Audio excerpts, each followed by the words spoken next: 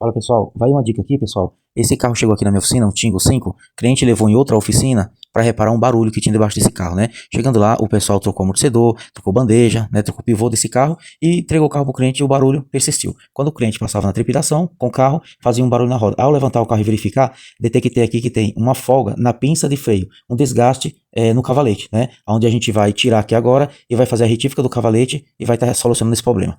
Nesse momento, pessoal, ao chacoalhar a pinça de freio, olha o barulho que faz no cavalete, por causa do desgaste. Tá? Ó. Esse barulho vai sumir, beleza? Ó, pessoal, como eu tinha falado que ia tirar os cavaletes fora, né, para fazer o reparo, olha a folga que tem no pino do cavalete. Tá vendo? Queria ser essa folga. E aí tem que fazer um embuchamento, né, para poder tirar essa folga, porque essa folga é o que faz fazer barulho nas pinças de freio junto com o cavalete, quando a roda, né, quando a roda passa na trepidação do asfalto. E aí a pessoa escuta de dentro do carro. Aqui, pessoal, os cavaletes chegaram da retífica, né? Já retificaram, trocaram os pinos, trocaram os parafusos do pino. Agora a gente vai colocar no carro. Aqui, pessoal, é o resultado da retífica dos cavaletes, né?